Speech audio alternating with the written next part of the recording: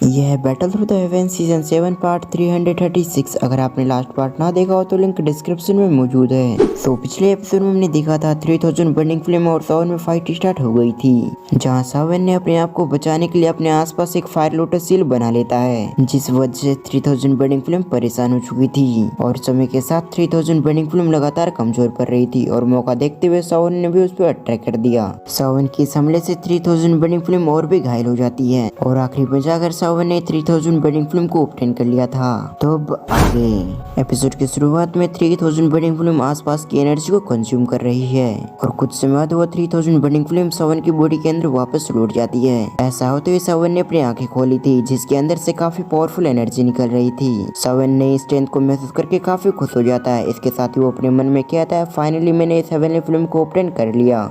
ये कहते हुए सावन ने अपने हाथों को मूव किया था, जिस वजह से उस जगह पर कई सारी हेवनली फ्लेम आ चुकी थी। उन सभी को देखते हुए सावन अपने मन में कहता है, मेरी नई हेवनली फ्लेम इन सभी हेवनली फ्लेम से मिलकर बनी है और जहाँ तक मुझे जानकारी मिली है कि मेरी 3000 बर्निंग फ्लेम 6th रैंक पे रैंक करती है। वैसे मुझे नहीं पता आखिर 3000 बर्निंग फ्लेम कितनी पावरफुल है। कुछ समय और सोचने के बाद सावन अपने मन में कहता है, जबकि इन तीनों हेवनली फ्लेम से मिलकर बनी है मेरी नई हेवनली फ्लेम, इसलिए इसका नाम होगा 3000 लोटस हार्ट फ्लेम। ये कहते हुए सावन के चेहरे पे स्माइल आ चुकी थी और उसके एक इशारा करते ही 3000 बर्निंग फ्लेम सावन की बॉडी के अंदर वापस लौट जाती है। अब 3000 बर्निंग फ्लेम को ऑब्टेन करने के बाद सावन की नजर जाती है अपने आसपास, जहाँ पर वो देखते हुए अपने मन में कहता है, आखिर मुझे इस जगह पर रहते हुए कितना समय हो चुका है, क्योंकि मुझे उम्मीद है कि यहाँ पर काफी महीने हो चुके होंगे मुझे, इसलिए मुझे जल्द से जल्द इस जगह से निकलना होगा, नहीं तो लिटिल फेरी डॉक्टर टियान जुंजे और बाकी सभी काफी परेशान होंगे। तभी सावन ने अपनी आंखें बंद कर ली थी और लगातार उसके अंदर से एनर्जी निकलने लगती है और देखते ही देखते ये एनर्जी काफी बढ़ चुकी थी, यहाँ तक कि सावन अपने लेवल में ब्रेक थ्रू करने लग गया था। सावन कुछ ही सेकंड्स के अंदर वो डाउजोंग के 7 स्टार पे आ जाता है, लेकिन उसकी बढ़त यहीं पर नहीं रुकती बल्कि और भी कंटिन्यू रहती है और इस जगह पर सावन का लेवल इतनी स्पीड से बढ़ रहा था कि कोई विश्वास नहीं कर सकता था, क्योंकि हर लेवल को पार करने में लगभग सालों भर का समय लगता है। बट सावन की स्पीड कुछ ज्यादा इंक्रीज हो गई थी और कुछ समय बाद वो समय भी आ चुकी थी जहाँ पर सावन का ऑरा धीरे धीरे करके इराइज होने लगता है और इस समय तक सावन डाउजोंग के 9 स्टार पे आ चुका था और आसपास की एनर्जी को देखे तो वो भी काफी स्पीड से इंक्रीज होने लगती है और सावन की एनर्जी की वजह से उस जगह पर कुछ टेनोड भी क्रिएट हो गए थे। इधर हम सावन को देखते हैं जिसने अपनी आंखें खोल ली थी। इसके साथ ही वो अपने आसपास देखते हुए अपने मन में कहता है, सचमुच फ्लेम मंत्रा काफी अच्छी टेक्निक है। इस फ्लेम मंत्रा की वजह से सावन बार बार हेवनली फ्लेम को अपने अंदर कंज्यूम कर पा रहा था। जैसे 3000 बर्निंग फ्लेम सावन की बॉडी से मर्ज होती है और साथ ही उसका लेवल कंप्लीट होता है, तो वो अभी इस चीज को सेंस कर पा रहा था कि उसके अंदर एक मॉन्स्टर जैसी शक्ति आ चुकी है और अब सावन को लग रहा था कि वो अपने पंच से ही इस जगह की स्पेस को तोड़ सकता है। तभी सावन को कुछ बातें याद आती है, जहाँ वो अपने मन में कहता है, अब मुझे ओल्ड मुगु मिल गया तो अब मुझे भागना नहीं पड़ेगा, क्योंकि अब मेरे पास इतनी क्वालिफिकेशन हो चुकी है कि मैं उसे हरा सकता हूँ। ये सोचते हुए सावन का ध्यान 3000 बर्निंग फ्लेम पे जाती है। उसे देखते हुए सावन अपने मन में कहता है, पिछली बार जब मैंने फॉलम हार्ट फ्लेम को ऑब्टेन किया था तो मैंने पूरे एक क्लास से ब्रेक थ्रू कर लिया था, यानी कि एक लेवल के अंदर जितने भी स्टेजेस थे उन सभी को मैंने कंप्लीट कर लिया था।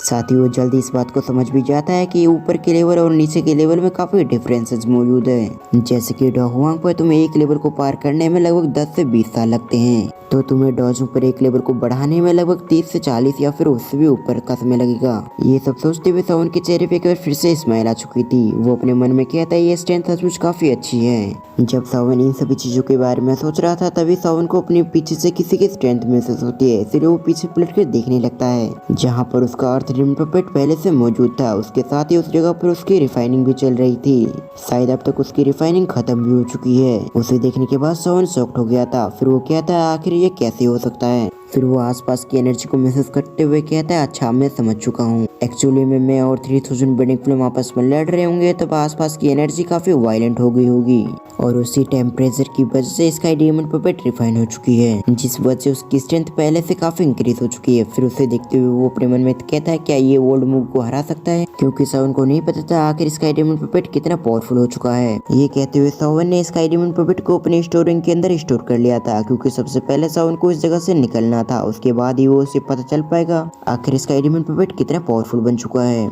लेकिन इस जगह से निकलने से पहले मुझे आसपास की एनर्जी को कंज्यूम करना होगा, साथ ही मुझे इसका सही से उपयोग भी करना होगा। 3000 बर्निंग फ्लेम ने इतनी एनर्जी को इकट्ठा करने में काफी मेहनत किया है, इसलिए उसकी मेहनत को मुझे ऐसे ही बर्बाद नहीं करनी चाहिए। ये कहते हुए सोवन ने अपने हाथों को मूव करते हुए सीओ फ्लेम को टच कर लिया था, साथ ही उसने अपनी एनर्जी का भी इस्तेमाल किया। ऐसा होते ही उस जगह पर कई सारी एनर्जी जमा होने लगती है, साथ ही वो धीरे धीरे करके टोर्नेडो का रूप ले लेती है और वो एनर्जी से बने हुए टोर्नेडो अपने आसपास की एनर्जी को कंज्यूम कर रही थी। और कुछ समय बाद सावन ने उसे अपने हाथों पे सप्रेस कर लिया था और उससे साउंड क्रिएट करता है फायर लाइटनिंग बीट। इसके अंदर कई सारे हेवनली फ्लेम मौजूद थी, साथ ही इसके अंदर काफी सारे ब्लैक लाइन को भी देखा जा सकता था। और सावन ने फायर लाइटिंग बीट से जिस टेक्निक को बनाया था वो टेक्निक थी मास्टर यालो की। और इस टेक्निक के अंदर सबसे ज्यादा जिक्र किया गया था स्पिरिचुअल स्ट्रेंथ की, क्योंकि स्पिरिचुअल स्ट्रेंथ की सहायता से कोई व्यक्ति इस टेक्निक को परफॉर्म कर सकता है, और अगर किसी व्यक्ति का स्पिरिचुअल स्ट्रेंथ कम है तो वो इस टेक्निक को परफॉर्म नहीं कर सकता। वो इस वजह से था क्योंकि अगर ऐसा कोई करता है तो वो काफी घायल हो जाएगा, इसके साथ ही उसके साइड इफेक्ट भी काफी ज्यादा होंगे। और ये बात सावन के लिए काफी अच्छी थी कि उसने अपनी स्पिरिचुअल स्ट्रेंथ को ऑलरेडी काफी पावरफुल बना रखा है, इसलिए सावन जब इस टेक्निक को परफॉर्म करता है तो उसे कुछ समस्या नहीं आती। ये सब सोचते हुए सावन अपनी बातों को कंटिन्यू रखते हुए कहता है भले ऐसी सिचुएशन हो, लेकिन इसकी स्पिरिचुअल स्ट्रेंथ के ऊपर कोई भी डाउट नहीं किया जा सकता कि इसकी पावर कुछ खास नहीं है। और फायर लाइटिंग बीट अपने दुश्मनों पे इस्तेमाल किया जाता है, और वो भी सीक्रेट तरीके से। और सावन के हिसाब से ये लोड डोजिंग पे भी वर्क करता है। ऑलरेडी सावन के काफी अच्छे से दुश्मन थे, इसलिए सावन नहीं चाहता था कि उसके पास कोई ट्रम्प कार्ड ना हो। जब तक सावन के पास ये चीज रहेगी तब तक सावन अपने आप को थोड़ा सा सिक्योर पाएगा। अब उसे क्रिएट करने के बाद सावन कहता है मुझे इसे रख लेना चाहिए। ये कहते हुए उसने अपने स्टोरिंग से एक डब्बे को निकाला था जिसके अंदर उसे रख देता है। उसे स्टोर करने के बाद सावन की नजर पड़ती एक बार फिर से पर्पल फ्लेम पर, जो कि स्टार की एनर्जी से बनी हुई थी। उसे देखते हुए वो कहता है अभी भी इस जगह पर काफी सारे पर्पल फ्लेम मौजूद है, जिस वजह से मुझे इसे रिफाइन कर लेना चाहिए। वैसे भी इस हेवनली फ्लेम के अंदर स्टार की एनर्जी पहले से मौजूद है, जिस वजह से ये हेवनली फ्लेम और भी पावरफुल है। साथ ही ये मुझे बाहर की दुनिया में नहीं मिलने वाली, इसलिए अब मेरे पास जब ये मौका है तो मैं यहाँ से नहीं हटूंगा। ये कहने के साथ ही सावन उसी जगह पे बैठकर अपनी रिफाइनिंग को प्रोसेस को शुरू कर देता है। और फिर हम कुछ दिनों के बाद का सीन देखते हैं जहाँ पर सावन ने फायर लाइटिंग बीट को काफी मात्रा में बना लिया था। साथ ही सावन ने कुछ दिनों के अंदर स्टार की एनर्जी को भी कंज्यूम कर लिया था, जिस वजह से उसकी स्ट्रेंथ कुछ ज्यादा इंक्रीज हो चुकी थी। और इसी सीन के साथ हम आज की एक्सप्लेनेशन को यहीं पर खत्म करते हैं। और इस वीडियो का लाइक टारगेट है 400। और वीडियो को फुल वॉच करने के लिए थैंक्स फॉर वॉचिंग।